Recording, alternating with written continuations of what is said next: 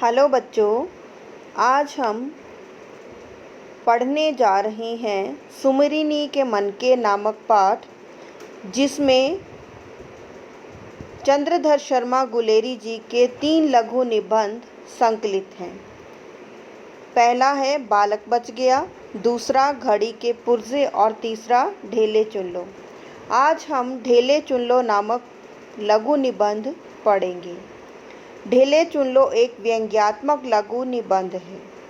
व्यंग्यात्मक अर्थात व्यंग्य द्वारा मजाक में समाज में फैली कुरीतियों और अंधविश्वासों का खंडन करना। इस निबंध में उन्होंने अंधविश्वास पर आधारित विवाह पद्धतियों का वर्णन किया है। इस निबंध में गुलेरी जी यह बताने का प्रयास कर रहे हैं कि किस प्रकार केवल अंधविश्वासों के आधार पर ही माता पिता अपने बच्चों का विवाह प्राचीन काल से ही करते आ रहे हैं, जिसमें उनकी इच्छा अनिच्छा की तरफ ध्यान न देकर उनके साथ जीवन भर के लिए अन्यायपूर्ण व्यवहार किया जाता है। गुलेरी जी अपने निबंध की शुरुआत शेक्सपियर के नाटक मर्चेंट ऑफ वेनिस से करते हैं, जिसका हिंदी अनुवाद भारतेंदु हरिश्चंद्र जी ने दुर्लभ बंधु के नाम से किया था, जिसमें नाटक की नायिका पोर्शिया को पुरुश्री नाम दिया गया था।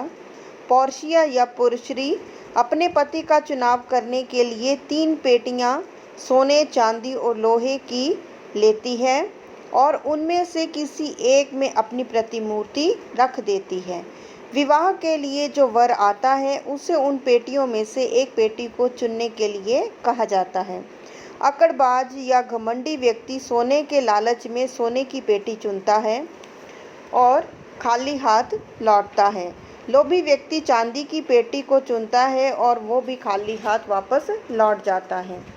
सोने और चांदी की पेटियां जो उन्होंने चुनी खाली थी। तीसरे व्यक्ति ने लोहे की पेटी को चुना, जो उसके निर्लोभी होने का प्रमाण है, और लोहे की पेटी में ही पोर्शिया की प्रतिमूर्ति थी और तीसरे व्यक्ति से ही पोर्शिया का विवाह हुआ।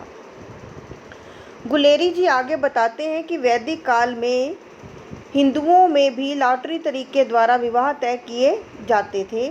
इसमें लड़का पूछता था और लड़की को बूझना पड़ता था।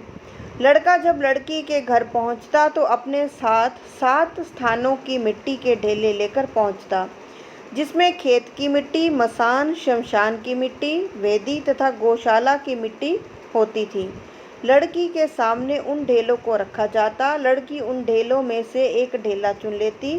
जो भी लड़की खेत की मिट्टी को चुनती, माना जाता उसके द्वारा उत्पन्न संतान जमींदार होगी।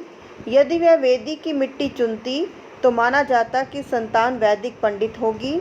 यदि गौशाला की मिट्टी चुनती तो संतान पशुओं का धनी होगा, और अगर शमशान की मिट्टी को हाथ लगा दिया तो उसे अपशकुन समझा जाता। माना जाता कि ऐसी युवती ब्याही जाए तो घर शमशान कर देगी।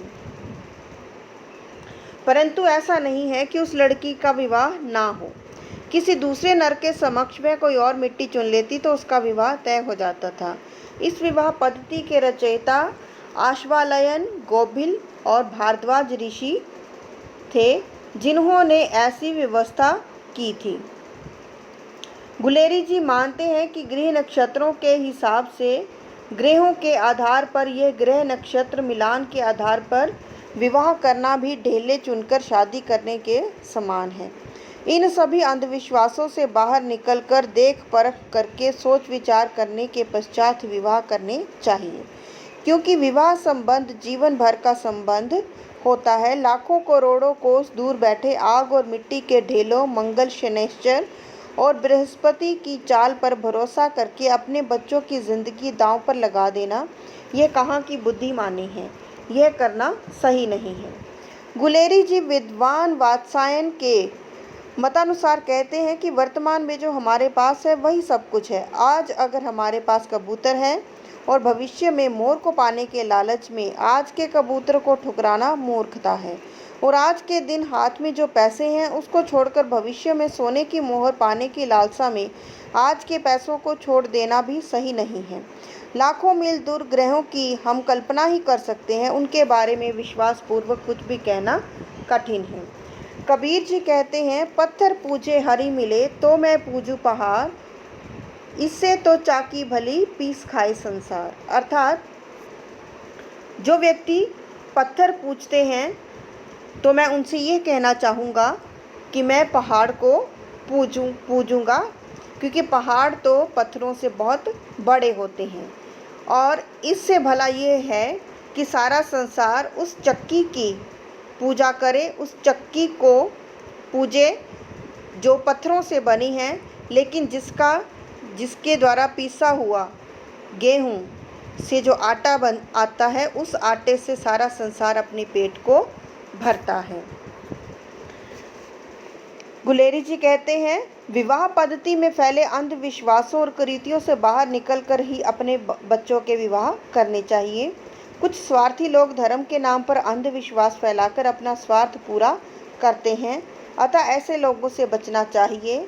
जो प्रत्यक्ष है, जो सामने है, उसी के आधार पर ही विवाह संबंधी फैसले लेने चाहिए। यदि आपको मेरा वीडियो अच्छा लगा तो आप मेरे वीडियो को लाइक करें, शेयर करें और मेरे चैनल को सब्सक्राइब करें। जय हिंद।